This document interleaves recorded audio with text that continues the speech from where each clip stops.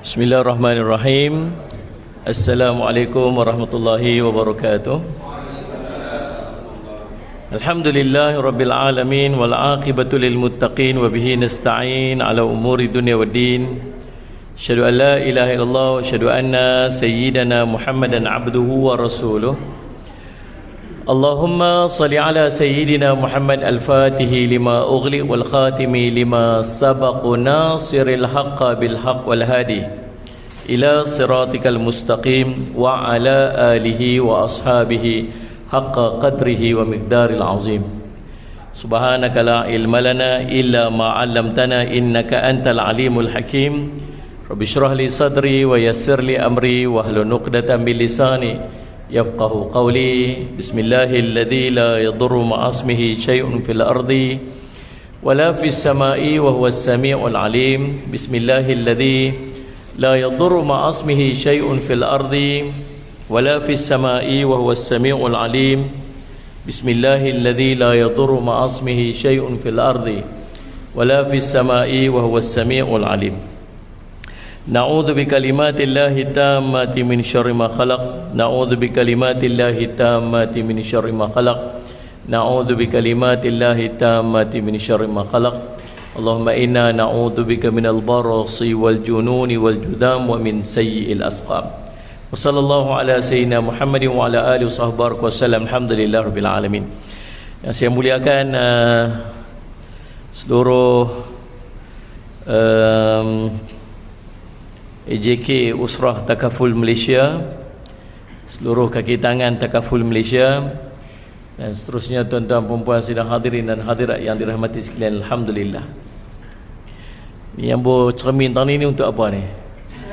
Suruh cermin diri sendiri ke apa? Ha? Oh, aja dah? Untuk ustazah. Perempuan ni kena ada ni, wajib dah ni. Ya, bagus insya-Allah. Kita apa, daripada bercakap banyak, baik cermin diri sendiri. Alhamdulillah, pertama kali saya pergi ceramah ada cermin kat depan ni. Baguslah, peringatan. Alhamdulillah, tajuk yang diberikan kepada saya akhir zaman dan persediaan untuk menghadapinya. Bagus juga belajar sekali-sekala tentang akhir zaman ni, sebab kita tak rasa keperluan untuk belajar tentang akhir zaman ni. Pasal apa no, nak kena mengaji pasal akhir zaman kan? Sebenarnya kepentingan dia, saya cuba untuk membincangkan tentang akhir zaman ni 3 bab. Pertama, pasal apa nak kena belajar tentang akhir zaman. Yang kedua, dekat mana kita duduk di akhir zaman ni. Dan yang ketiga, apa amalan untuk kita berhadapan dengan akhir zaman ni lah. InsyaAllah kuliah kita akan berhenti dalam pukul 5.30 sekali lah, insyaAllah. Bolehkah? Tak sudut kata boleh kalau tak boleh. Baik, Allah Ustaz Muhammad. Pertamanya tuan-tuan, kat mana kita di akhir zaman? Pertamanya pasal apa kita nak kena belajar tentang akhir zaman ni? Nabi SAW cerita, Sayyidina Umar radhiyallahu anhu cerita satu hari. Bainama nahnu julusan inda Rasulillah sallallahu alaihi wasallam data yaum. Ketika kami duduk bersama dengan Nabi SAW satu hari, ittala alaina rajulun syadidu bayadis siyab. Tiba-tiba muncul di kalangan kami seorang lelaki yang sungguh putih pakaiannya, sungguh hitam rambutnya. Maksudnya Sayyid Muhammad tengah duduk ramai-ramai itu, tetap muncul seorang lelaki. Ni bukan ittala'a ni macam tiba-tiba aja ada. Dia main dalam keadaan macam tu, putih pakaian dia, hitam pekat rambut dia, bersikat elok, dan tak ada tanda-tanda pemusafiran baginya. Maksudnya dia pakai elok tu bukannya orang musafir lah. Orang musafir ni pakaian mungkin comot, berdebu semua kan, ni unta semua kan. Kalau nak kata orang dekat, la ya'rifu minna ahad, tak ada pula daripada kalangan kami yang kenal dengan dia. Kemudian hatta jalasa Nabi SAW fa asnu rukbatayhi ila rukbatayhi. Dia mai duduk depan Nabi, lutut bertemu dengan lutut. Wa kafa'ala fakhidih, letak 2 tapak tangan pula di tangan di paha Nabi sallallahu alaihi wasallam. Maksudnya rapat sungguh dengan Nabi sallallahu alaihi wasallam. Ni ulama sebut, guru kami waktu membahaskan hadis ni, dia kata bagaimana lelaki ini, iaitu malaikat Jibril lah, kita tahulah malaikat Jibril ni. Dia kata bagaimana malaikat Jibril tunjuk adab ketika menuntut ilmu. Antara adab dia berpakaian putih tu lebih afdal lagi daripada pakaian warna-warna yang lain lah. Berpakaian sopan, sikap rambut kemas elok. Kemudian duduk dekat dengan guru. Lagi adab kita duduk dekat dengan guru. Dan macam malaikat Jibril main lutut bertemu dengan lutut. Tuan-tuan tak payahlah sampai bertemu lutut saya. Ni siapa dekat bawah ni? Ada seorang rupanya duduk ambil keberkatan. Tapi kalau lutut temu lutut ni maksud dia apa? Duduk macam tahiyat awal, macam tahiyat akhir baru boleh lutut temu lutut. Kalau duduk bersila tak kena lah. Itu dia antara adabnya lah. Kemudian Syekh Muhammad berikan perhatian sebaiknya dalam kuliah gitulah. Baik, kita bukan nak bincang yang tu. Kemudian lelaki ini tanya dekat Nabi SAW. Kata Sayyidina Umar, dia tanya, ya Muhammad, akhbirni anil Islam. Soalan pertama dia ceritakan kepada aku tentang Islam. Nabi pun jawablah 5 rukun Islam. Anta syahada an la ilaha illallah wa anna Muhammad Rasulullah wa tuqimus salat wa tu'tiyaz zakah wa tasuma Ramadan wa tahujjal baita an istata'ta ilaihi sabila. Ini 5 rukun Islam. Okey, nah soalan pertama dia apa? Kamu ni faham soalan? Tak ni tanya pertama jawab ni. Rukun Islam pertama. Yang kedua, dia kata Sayyidina Umar, bila dia tanya aku tu, Nabi jawab 5 rukun Islam. Dia kata apa? Sadaqta, kamu benar. Kata Sayyidina Umar, dia kata fa'ajibna yas'aluhu wa yusaddiqu. Pelik orang ni, dia tanya, dia pula membenarkan. Kemudian dia tanya soalan kedua, akhbirni anil iman, ceritakan kepada aku tentang iman. Nabi pun jawab 6 rukun iman. Penting tak soalan tu? Penting juga. 6 rukun iman. Rukun iman, rukun Islam, rukun iman. Ni asas, foundation, tapak kita sebagai seorang mukmin untuk pastikan kita selamat di dunia, masuk syurga di akhirat. Yang ketiga, dia tanya pula, akhbirni anil ihsan, ceritakan kepada aku tentang ihsan.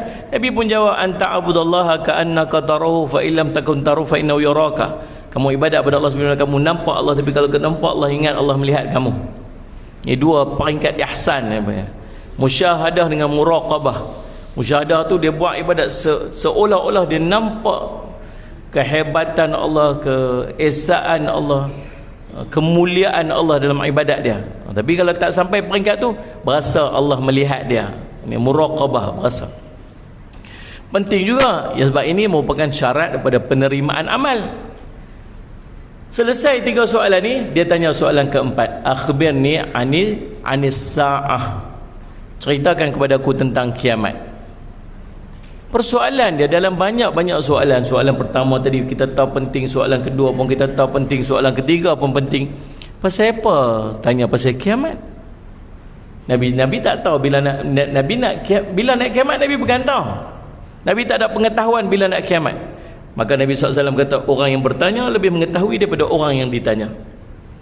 Kemudian malaikat Jibril tadi ubah soalannya. Dia kata, akhbirni an amaratiha, ceritakan kepada aku tentang tanda-tanda dia. Tanda-tanda Nabi tahu. Antalidal amatu rabbataha, kamu melihat seorang ibu melahirkan tuan-tuan dia. Kemudian kamu melihat seorang miskin yang tidak berpakaian, penggembala kambing, tidak berkasut, berlumba-lumba membangunkan bangunan-bangunan yang tinggi. Ini orang Arab Badui, bina bangunan tinggi-tinggi macam yang kita duduk tengok dekat Dubai, dekat Abu Dhabi, dekat dekat Jeddah. Lawan nak buat bangunan paling tinggi dalam dunia. Nah, itu tanda akhir zaman lah tu.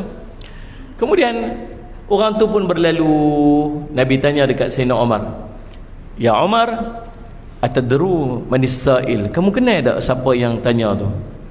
Dia kata, Allah wa rasuluhu alam, Allah dan Rasul yang mengetahui. Dia kata, fa innahu Jibril, itu tu malaikat Jibril tu, atakum yu'allimakum dinakum, dia datang kepada kamu untuk mengajar agama kamu.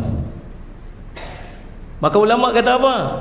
4 persoalan yang ditanyakan oleh malaikat Jibril tadi ni, rukun Islam, rukun iman, ihsan, dan persoalan tentang ilmu tentang kiamat ni, ini adalah arkanul Islam, rukun daripada rukun Islam. Rukun Islam. Saya cuma maksud pasal apa penting sangat? Pertama penting, kedua penting, tiga penting, yang keempat penting pasal apa? Pasal untuk umat akhir zaman ni, persoalan dan ilmu tentang kiamat ini sangat penting. Sebab Nabi sebut dalam sebuah riwayat yang lain, akan datang kepada fitnah akhir zaman ni seperti kepingan-kepingan malam yang gelap. dah lah malam, gelap pula Nabi sebut. Pasal waktu tu kamu dah tak tahu mana satu betul, mana satu salah. Kamu duduk pada suatu keadaan yang pagi-pagi kamu Islam, petang kamu kafir, petang kamu Islam, pagi kamu kafir. Akhir zaman ni dia punya fitnah dia sampai ke tahap orang tu dah tak tahu dah dia ni Islam ke tak. Fitnah dia sangat besar, sangat dahsyat. Maka itulah pentingnya kita menuntut ilmu berkaitan dengan akhir zaman. Saya nak bagi satu contoh ya, pentingnya ilmu akhir zaman. Contoh satu Nabi SAW cerita tentang tulu' asy-syamsi min maghribiha, naiknya matahari daripada sebelah barat. Siapa sini tahu matahari naik sebelah barat apa akan jadi kat kita? Pintu apa? Pintu taubat tertutup. Tak ada lagi dah. Tuan-tuan yang buat dosa, tuan-tuan nak bertaubat, lepas tu tak ada lagi dah. Orang yang belum Islam nak Islam, lepas tu tak ada lah. Orang yang beriman baru nak buat amal, lepas tu Allah tak pandang lah. Yang mana yang kita duk buat sebelum tu, yang tu je lah Allah akan kira. Tuan-tuan pergi tanyalah orang jual cak kuih tiaw pasal malam pun tanya, tahu tak tentang matahari? Tahu. Apa dia? Pintu taubat tertutup. Semua orang tahu tentang kejadian apa yang akan berlaku pada matahari naik sebelah barat ni. Tapi apa yang orang tak tahu? Cuba tanya dia. Apa tanda dia bila matahari nak naik sebelah barat? Penting tau. Pasal apa? Pasal hari tu hari last. Tuan tengok ada orang meninggal tau, accident. Boom, dia pun tak tahu kata dia nak meninggal hari tu. Dia nak pergi kerja. Sayyid Muhammad, boom, berlanggar apa? Dia mati. Kalau dia tahu 2-3 hari lagi sebelum dia mati tu, kata dia nak mati dah. Mati ni sama macam matahari ni sebelah barat lah. Pintu taubat tutup dah. Nak buat amal pun Allah tak pandang dah. Kalau apa yang dia buat dulu dia tak boleh nak recover balik dah. Nabi SAW kata apa? Sayyid Muhammad, kita ni peluang untuk bertaubat ni sebelum sampai dua keadaan. Pertama, nyawa sampai kongkong. Yang kedua, matahari naik sebelah barat. Faham dekat tu? Tapi kalau orang yang dia nak mati tu, Sayyid Muhammad, dia tahu 2-3 hari sebelum tu, apa dia akan buat? Taubat lah, belum buat ibadat lah. Tapi dia tahu tak? Dia tak tahu. Sama matahari naik sebelah barat pun. Kalau kita tak tahu apa nak jadi, tak tahu tak apa akan jadi kat kita. Kita akan seronok, kita hura-hura, kita apa syok, kita buat apa benda kita tak buat, yang tak tutup aurat lagi, yang tak semayang lagi. Tahu-tahu matahari naik sebelah barat. Waktu tu baru dia, alah susahlah buat jadi lagu ni, pasal apa tak. Tuan faham tak ni? Tapi Allah ni maha adil. Sebelum satu perkara nak jadi, Allah akan bagi tanda dulu. Antaranya matahari naik sebelah barat lah. Apa tanda dia? Kata Abu Hurairah radhiyallahu anhu dalam kitab An-Nihayah fil Fitan wal Malahim, Imam Ibnu Katsir petik 2 hadis berkaitan tanda sebelum matahari naik sebelah barat. Sallallahu alaihi wasallam Muhammad, iaitulah kita akan berjumpa dengan 2 malam yang panjang. 2 malam yang panjang, 2 atau 3 malam yang panjang. Allahumma salli alaihi. Kata Nabi SAW, matahari ni beredar di paksi dia sampai waktu malam dia akan turun dengan izin daripada Allah. Kemudian esok dia akan naik juga daripada izin daripada Allah. Itulah rotation dia. Sampai satu hari bila dia minta izin untuk naik, Allah kata tahan kamu dekat situ, jangan pergi mana-mana. Dan dia duduk di bawah arasy Allah itu selama 2 malam, kata Nabi SAW. Waktu tu kita ni yang duduk, tuan-tuan boleh bayang tak, satu hari tuan-tuan main subuh, pipi main subuh, tiba-tiba Allahumma salli Muhammad, balik main subuh tu gelap saja. Kita duk biasa lepas main subuh tu sekali balik dah cerah dah sikit, dah matahari naik dah sikit cerah. Tapi hari tu gelap ni pelik. Bukan gelap macam nak hujan tu, gelap macam kalau malam tak boleh nampak lagi ada cahaya bintang-bintang. Nabi kata malam tu, pagi tu bintang dijauhkan, bintang tu jadi jauh, gelap, pelik. Kita pun pelik hari ni no. Sampai rumah kita, dia cerita kat isteri kita kan, malam ni, pagi ni pelik tu, gelap no. Sampai tengah hari pun duk gelap lagi. Waktu tu barulah kecoh. Orang pekat keluar di jalan-jalan. Nabi kata apa? Keluar di jalan-jalan, semua orang dah kecoh. Pasal apa hari ni? Pasal apa hari ni? Tuan-tuan, kemudian berlalu tempoh gelap tu 2 atau 3 malam. Sebab 2 hadis. Satu hadis cerita 2, satu hadis cerita 3. Pasal apa 2 atau 3? Wallahu a'lam. Mungkinlah mungkin satu tempat tu, satu bahagian daripada dunia ni dah malam dah, kemudian bersambung dengan 2 malam tu dia rasa macam 3 malam lah. Mungkinlah kot yang mana yang bahagian 2 malam yang bertemu dengan siang tu dia macam itulah kita punya akal kita ni, mungkin lagu tu lah, kita pun tak tahu lah. Tapi 2 hadis lah, satu kata 3, satu kata 2. Kemudian kita pun duk kecoh-kecoh lah apa semua. Mai hari berikut dia, lepas 2 pagi 2 malam tu, tiba-tiba nampak cahaya, nampak fajar naik dah. Bila nampak fajar naik, kita kata, ya Alhamdulillah dah siang dah naik dah, Masya Allah naik matahari dah. Semua akan seronok. Tengok naik daripada sebelah barat.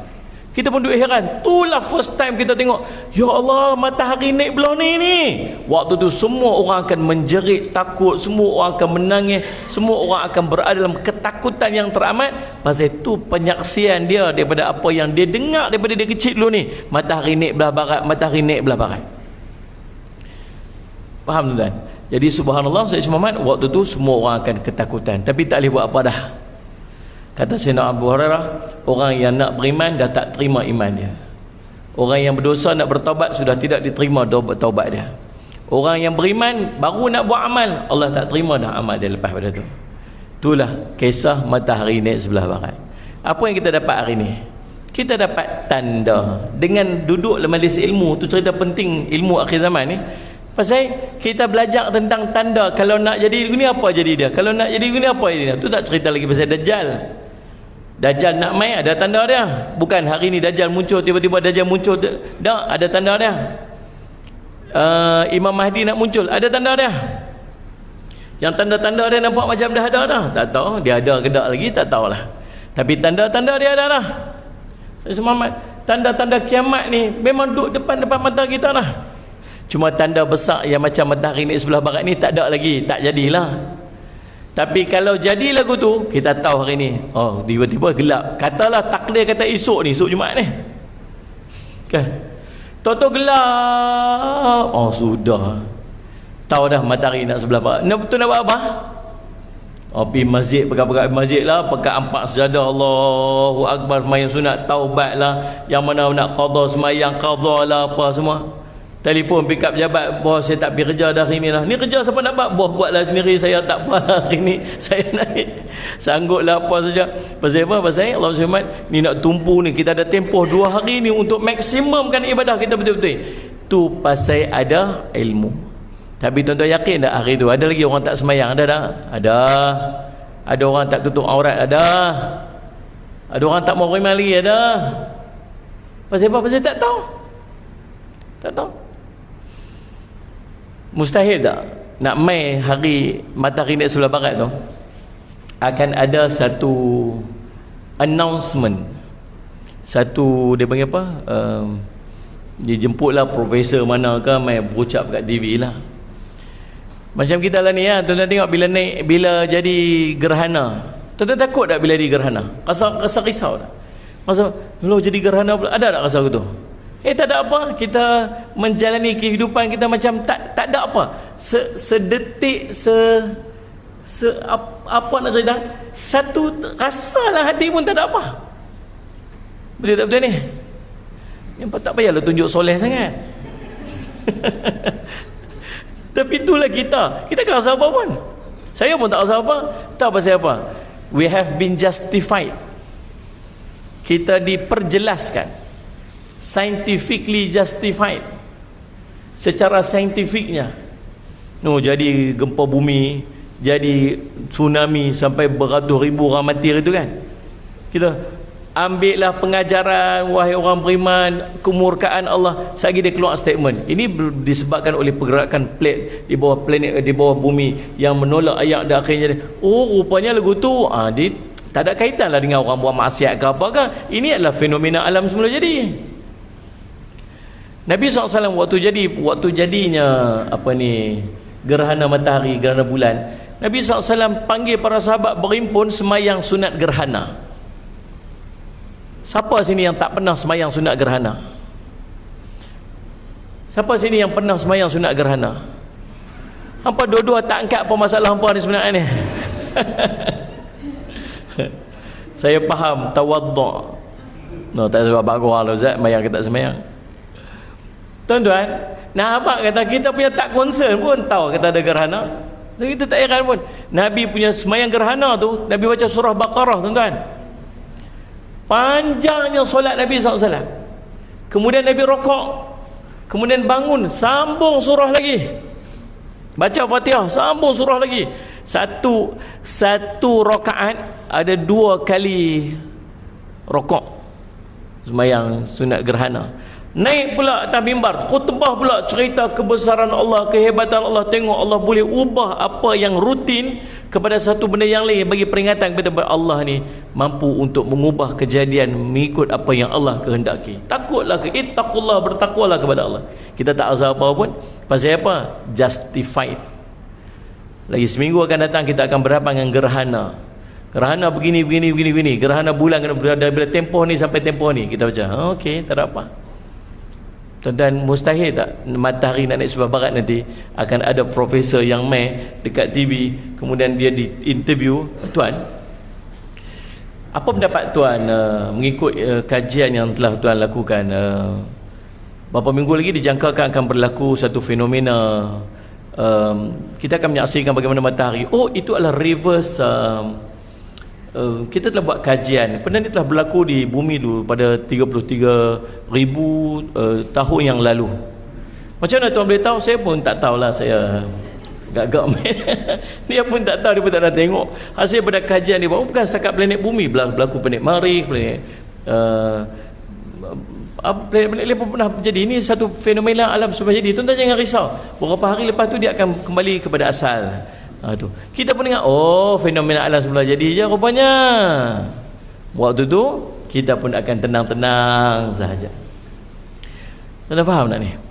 Dia panggil ujian umat akhir zaman. Itulah pentingnya kita ni berada, Ustaz Muhammad, belajar sebanyak-banyaknya ilmu berkaitan dengan akhir zaman. Pasal tak ada umat dalam dunia ni daripada zaman Nabi Adam sampai zaman Nabi Isa yang berhadapan macam yang kita hadapi. Antara ancaman paling besar kepada umat akhir zaman ialah ancaman akidah. Sebab tu Nabi kata, pagi-pagi dia Islam, petang dia kafir. Petang dia Islam, pagi dia kafir. Nabi SAW dulu sangat menjaga. Sebagai contoh, saya nak bagi satu contoh mudah, Nabi SAW kata, man tasyaha biqaumin fa minhu. Siapa menyerupai satu kaum, maka dia termasuk dalam kaum tersebut. Nabi pernah tak sikat rambut. Nabi biar rambut Nabi turun ke depan ni, pasal Nabi tak mau sikat rambut sama macam orang musyrikin sikat rambut. Sampai Allah perintah Nabi untuk sikat rambut, baru Nabi sikat rambut. Tuan-tuan boleh rujuk kisah ni dalam kitab Syama'il Muhammadiyah karangan Imam At-Tirmizi. 2 orang lelaki-lelaki pergi jumpa Nabi SAW, simpan misai, buang janggut. Nabi kata, berbezalah kamu dengan orang-orang ahlul kitab. Mereka simpan janggut, buang misai. Tapi kamu buang misai dan simpanlah janggut. Tang janggut dengan misai pun Nabi tak mau sama macam ahlul kitab. Saudara Muhammad, Nabi suruh puasa Ashura. Tapi Nabi kata, berbezalah kamu dengan orang Yahudi. Orang Yahudi puasa hari Ashura saja, kamu puasalah hari ke-9 ataupun hari ke-11. Nabi tak mau sama macam orang-orang musyrik, ahlul kitab ke apa semua. Tak pernah jadi, tuan-tuan sekalian, sampai ke tahap lah ni, tuan-tuan tengok orang Islam sendiri pi masuk dalam upacara agama orang lain. Tengok ni, saya naik satu hari, saya on the way naik, nak balik ke Kedah, naik motor, hujan lebat, sampai kat Tapah, saya berhenti kat Tapah minum hot chocolate. Yang tu pun nak kena abang juga. Lepas tu berhenti tu, tuan-tuan duduk minum kat situ, tahu-tahu ada geng-geng pakcik-pakcik ni main naik motor ramai-ramai, parking depan motor saya, susun motor elok-elok lah. Mereka pun basah lencur jugalah, hujan. Saya tanya, woi pakcik, ramai nak pergi mana ni? Saya tengok nombor plate dia pun lawa, Valentino Rossi 46. Pakcik lah. Lepas tu dia kata apa? Nak pergi main ayang. Tak nak pergi main ayang. Mereka nak pergi masuk Thailand tu, nak pergi Songkran. Tahu Songkran? Pesta Songkran. Main ayang tu, main tembak-tembak ayang tu. My time tu, tuan-tuan, jam tu dekat border tu, dekat duk masuk nak pergi main ayang ni dekat Thailand ni. Saya ni asal orang Perlis, saya lahir dekat Perlis, saya belajar dekat Perlis, sekolah kat Perlis dulu. Kat Perlis ni kami mix lah, kami bercampur, ada orang Thailand, orang Siam pun ada. Sebelah kampung saya ada kampung Siam lah. Memang tiap-tiap masuk tahun baru mereka nak masuk tahun baru depa ada satu upacara depa, sami depa akan pi basuh berhala tu, kemudian dia tadah ayak tu, kemudian sekali orang-orang kampung lalu kat depan, depa akan simbah ayak basuhan berhala tu untuk tebarkan keberkatan. Nama upacara itu ialah songkran. Jadi ayak yang ditembak, yang disembah-simbah dekat jalan itu bukan ayak biasa, itu adalah ayak basuhan berhala. Tujuan dia untuk menyebarkan keberkatan daripada basuhan berhala tu. Yang hampa duk pergi terjun sekali buat apa? Mai jauh-jauh daripada takaful ni. Ni ada muka ada 3 orang saya nampak ni. Inu jam tu dekat border Semadan tu nak pergi mayak. La haula wala quwwata illa billah. Lepas tu bila saya tegur, saya buatlah video, saya kata jangan duk pi, ini upacara agama mereka. Nama pun tak berubah, pasal kekal nama yang sama. Kalau tukar nama lain pesta mayak kata kira sikitlah. Nama pun pesta songkran, memang yang tu kerja depa. Itulah upacara agama orang. Saya duduk kat sana pun saya tak pernah duk pi main yang tu, kita tahu tu acara agama depa. Nak pergi mayak je kot ustaz. Dah tak boleh pasal tu agama mereka. Ni. Lepas tu dia marah kat saya pula. Saya buatlah video tu, dia marah kata, ustaz, pi lah tengok sendiri. Dia suruh saya pi. Saya ketayak-ketayak aku kan serban aku cabut. Tak kali harap sangat. Subhanallah. Tak, dia kata orang tak guna dah ayak-ayak tu. Orang guna ayak paip kan. Orang guna ayak tu. Guna pi lah ayak paip ke ayak hujan ke ayak sungai ke. Guna pi lah. Namanya pun masih sama, upacaranya upacara sama, tetap sama. Tak boleh. Apa ni? Saya tengok satu video dibuat oleh seorang beragama Hindu. Dia kata saya tak faham pasal apa orang Islam duk pergi panjat tangga batu kif. Ni kata, dia kata depa orang Hindu, depa faham setiap steps tu depa naik tu dia ada pengampunan dosa depa. Niat setiap langkah tu ada pengampunan. Lagu lagi banyak, lagi tinggi tu lagi banyak pengampunan dosa depa. Yang hamba duk panjat sekali berapa. Dia pun heran, dia kata bagi kami sudahlah panjat dia buat jam ya. Depa pun nak panjat, kita pun duk kalut dia panjat sekali. Betul lah Nabi SAW sebut akhir zaman ni, ulama sebut antara perkara yang paling bahaya ialah akidah. Akidah boleh cabut lagu tu ya. Lepas tu Nabi sebut umat akhir zaman, akidah ni iman ni dia keluar daripada hati dia macam anak panah keluar pada busur dia. Dia punya laju dia cupi macam tu sampai dia tak sedar dah, kata iman dia tak ada dah. Tuan-tuan, tu yang pertama. Kita mengaji tentang apa? Kepentingan menuntut ilmu akhir zaman. Saya harap tuan-tuan boleh faham dah bab yang pertama tu. Kita masuk bab yang kedua. Kita duduk tang mana dalam akhir zaman ni? Akhir zaman, kita tahu kita ni umat akhir zaman. Nabi SAW kata dah, aku Nabi akhir zaman dan kamu umat akhir zaman. So maksudnya lepas pada kita ni tak ada lagi umat dah, tak ada umat baru dah. Nah, setiap umat dia ada ganti, lepas tu umat baru, lepas tu umat baru, lepas tu umat baru. Ada 313, ada 124,000 para nabi dan para rasul. Daripada para nabi para rasul itu ada 313 rasul. Yang 25 daripadanya yang wajib kita kenal. Di kalangan mereka ada umat mereka sendiri, ada kaum mereka. Maka bergantilah kaum ni, berganti satu umat sampai kita ni umat paling akhir. Tak ada umat dah lepas pada kita ni. Lepas kita ni masuk kiamat dah. Nah, kita adalah umat yang terakhir. So faham dah kita daripada kelahiran Nabi SAW, tanda kiamat yang pertama ialah kelahiran Nabi SAW. Itu tanda kiamat yang pertama. Nabi lahir itu tanda kiamat dah. Sebab lepas pada tu ni semua ni urusan ni umat dia, acara dia, perkara yang berlaku dia, semua disebut sebagai kaitan berkaitan dengan akhir zaman. Sampailah kiamat betul-betul. Dan Nabi SAW cerita sekuens dia. Jadi kita ni duduk tang mana? Nabi sebut dalam hadis riwayat Imam Ahmad ada 5 fasa kenabian. 5 fasa akhir zaman. 5 fasa akhir zaman. Pertama fasa an-nubuwah. Fasa kenabian. Nabi bersama dengan para sahabat. Kita ada tak zaman tu? Confirm tak ada lah. Mai fasa kedua, khilafah ala manhaj an-nubuwah. Satu sistem kekhilafahan, sistem pemerintahan berdasarkan pada sistem kenabian. Nabi sebut dalam sebuah hadis yang lain 30 tahun. Daripada zaman Nabi, daripada zaman Sayyidina Abu Bakar sampai zaman Sayyidina Al-Hasan bin Ali bin Abi Talib radhiyallahu anhuma, cucu Nabi SAW. Lepas Sayyidina Ali, ada Sayyidina Hasan memerintah 6 bulan.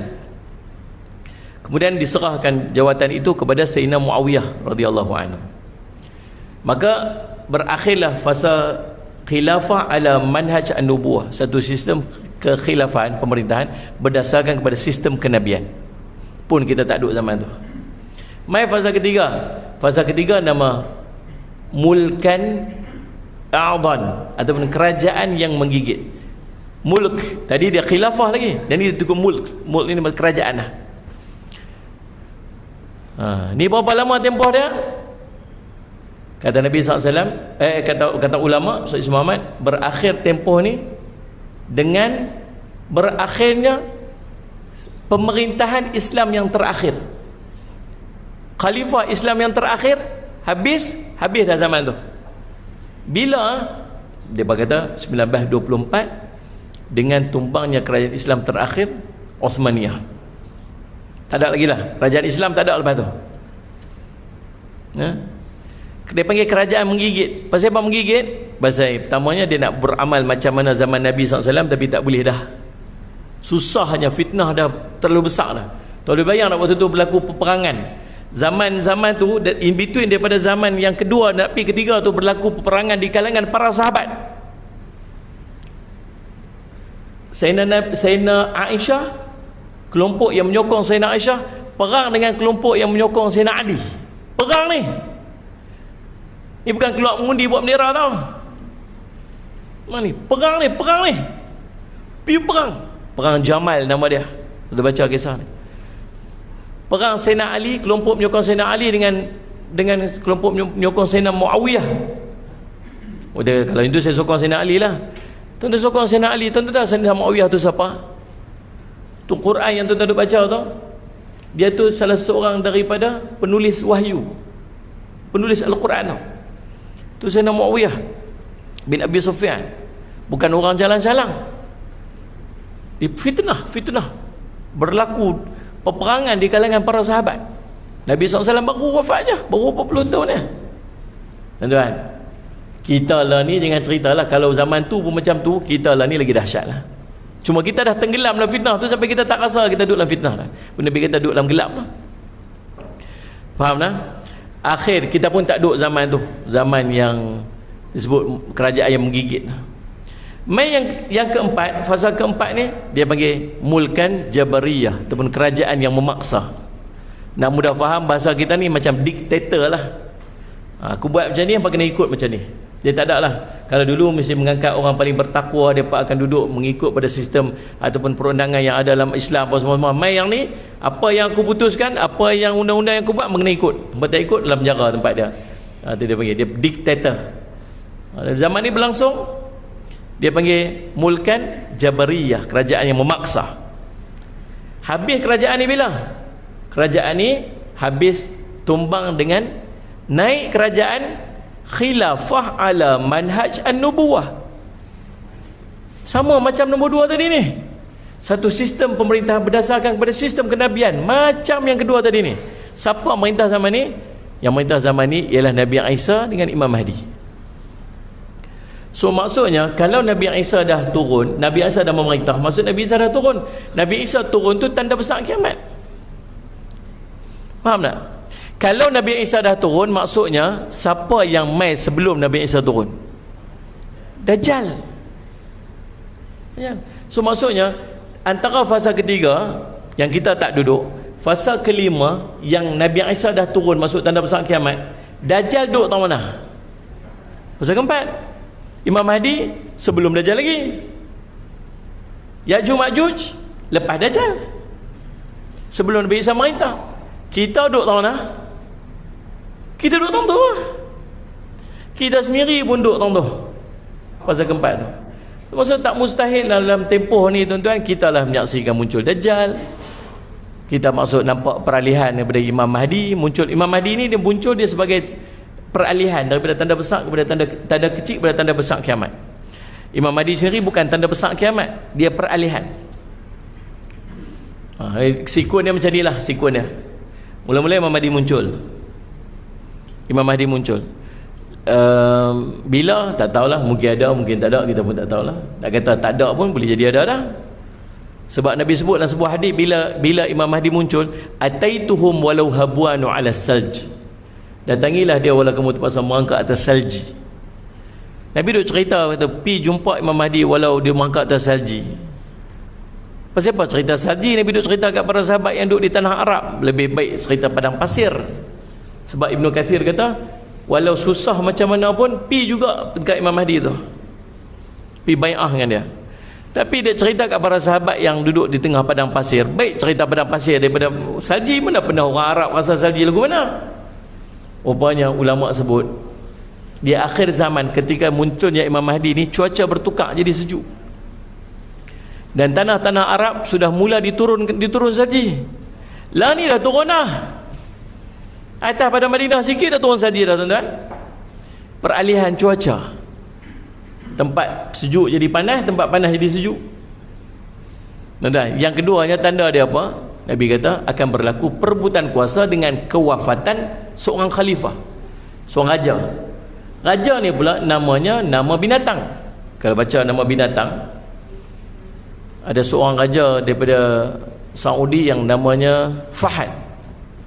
Fahad ni maksud singa.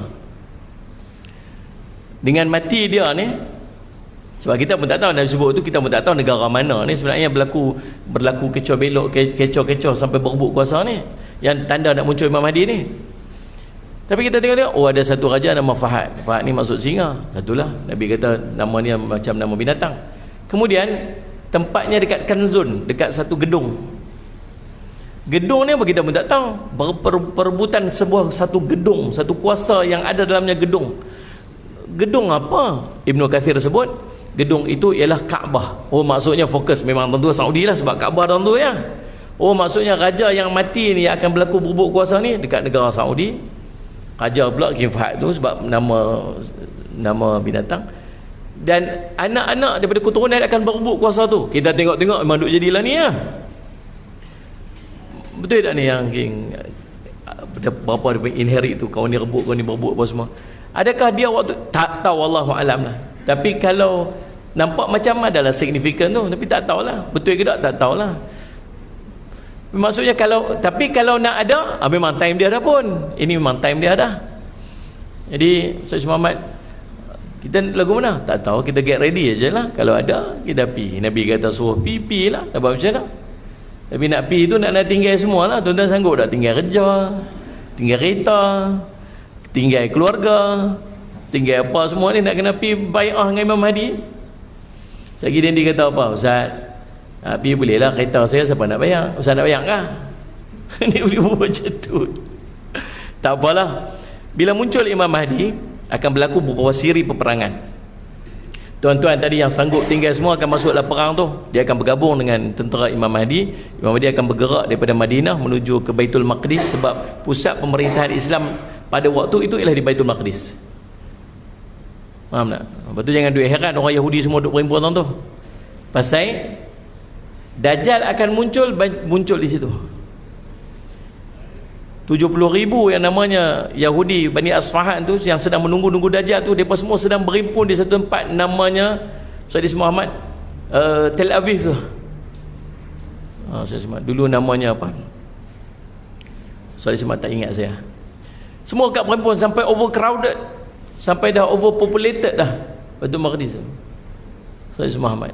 Pasal apa? Pasal dia pada tunggu the savior, dia nak mai, the Messiah. Pada tunggu. Kita tahu nama dia Dajjal lah. Dia mau ready tunggu besok. Lepas tu kita akan berlaku beberapa siri peperangan Sayyid Muhammad dengan Imam Mahdi ni. Perang.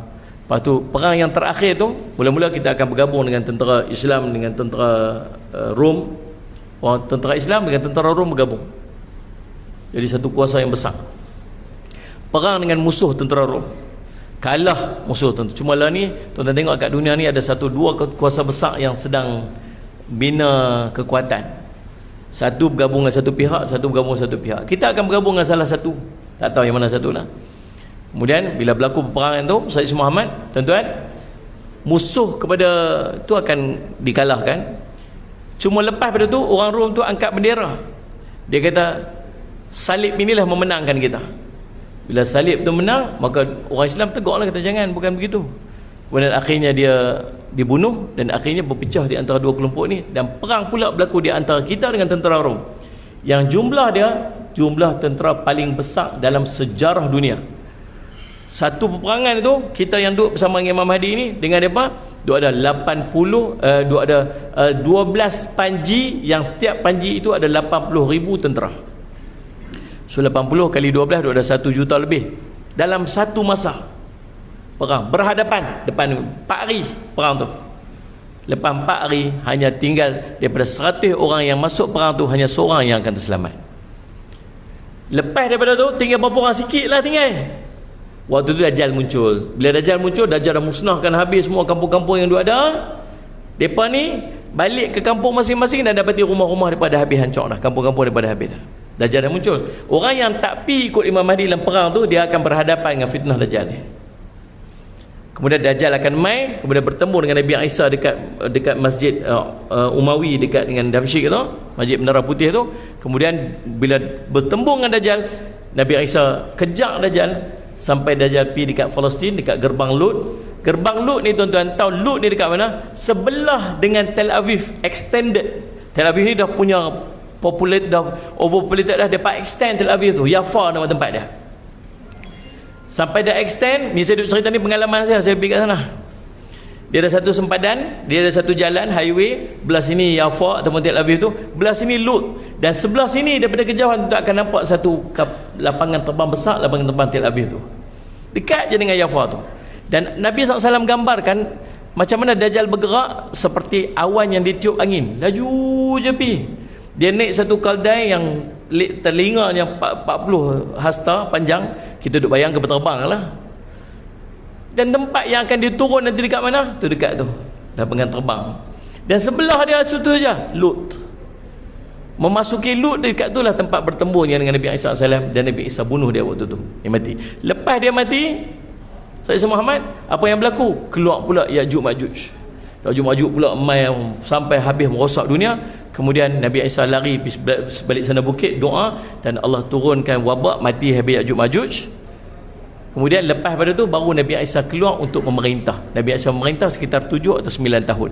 Waktu tu dunia aman. Yang ni disebut pasal kelima tadi ni. Lepas Nabi Isa wafat, dimakamkan bersebelahan dengan kubur baginda Rasulullah SAW. Lepas tu manusia kacau bilau balik. Habis kacau bilau balik apa semua. Lepas pada tu umat Islam seluruhnya dimatikan. Habis semua mati dengan angin sejuk. Habis semua orang Islam semua mati. Lepas tu yang tinggal luka melukak, kata Nabi SAW, sisial anak sisial. Tinggal orang kafir saja. Hidup mereka mewah, penuh dengan harta. Dah lah tinggal sikit je mereka.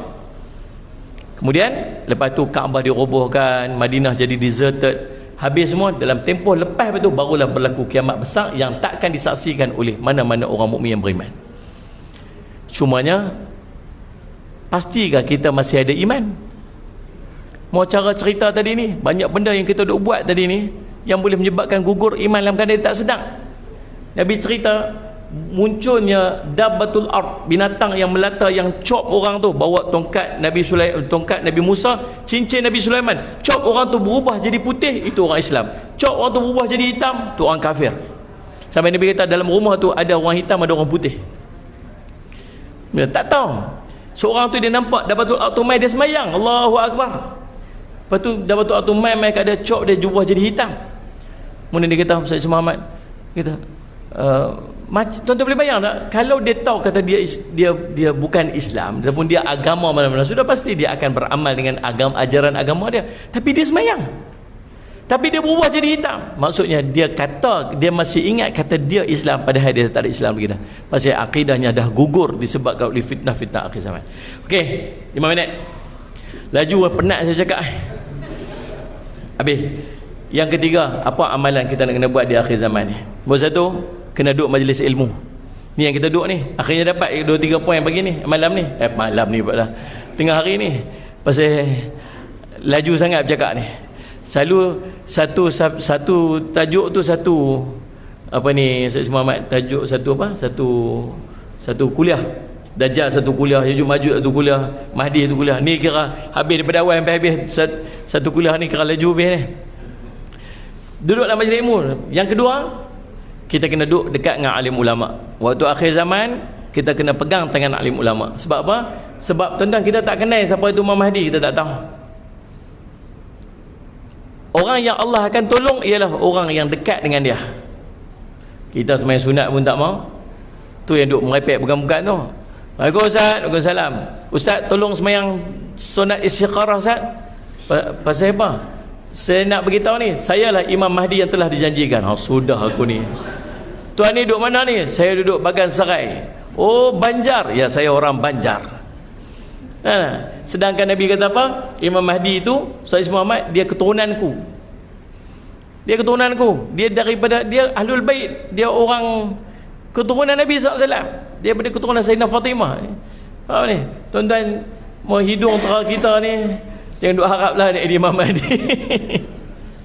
Kan? Ada follower dia tu, pengikut dia tu. Itu cerita dia.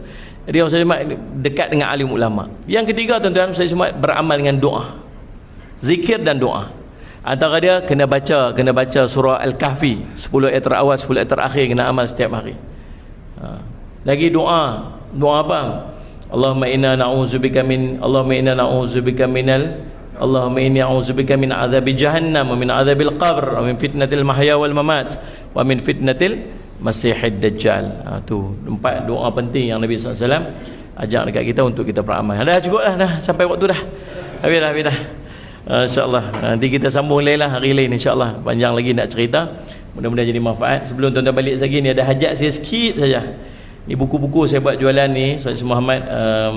Ni di antara buku yang tuan-tuan adalah kena ada di akhir zaman ni, 70 doa perlindungan Nabi SAW. Salah satunya tuan-tuan yang ada anxiety, ada kerisauan yang melampau, risau, takut, ada pernah berlaku kepada Sayyidina Sayyid Muhammad Khalid Al-Walid radhiyallahu anhu. Ni cerita ni. Dia kata, aku bangun pada malam hari, aku ketakutan, aku mengangkat tangan, mengibas-ngibas pedang aku, dalam keadaan aku tak nampak apa-apa. Dia takut orang nak bunuh dia anxiety. Dia ada hadis dia, Nabi SAW cerita ni. Kemudian dia beramal dengan hadis tu, maka Allah pun mengangkat penyakit tu daripada dia. Dalam muka surat 74, tuan-tuan boleh tengok nanti.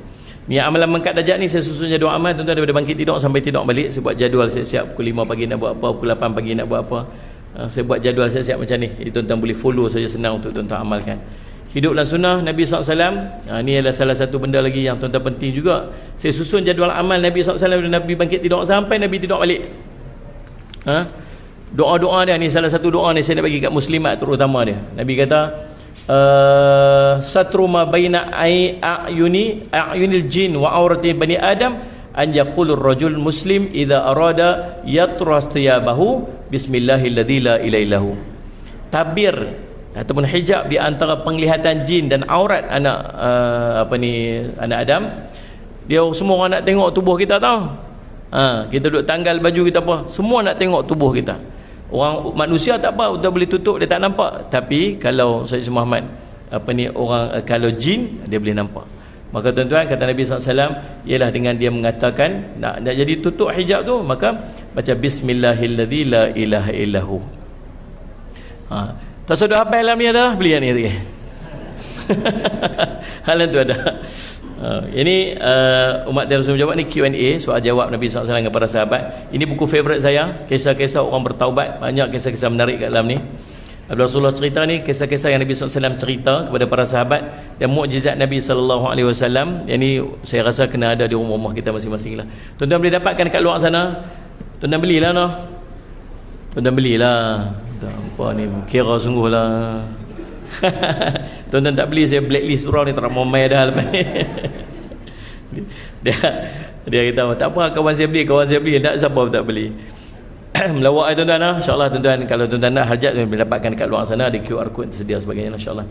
Dan dekat sana juga ada package umrah saya pada bulan 10 nanti dengan tabung haji travel. Kepada tuan-tuan nak join sekali, ahlan wa sahlan, ada sikit lagi seat yang kosong. pada 26 hari bulan 10 insya-Allah dengan tabung haji travel. Anda dapatkan maklumat kat sana, ada sekali dengan package-package yang tersedia. Terima kasih semua, insya-Allah kita jumpa lagi. Aku qouli hadza wa astaghfirullah wa lakum. Wassalamualaikum warahmatullahi wabarakatuh.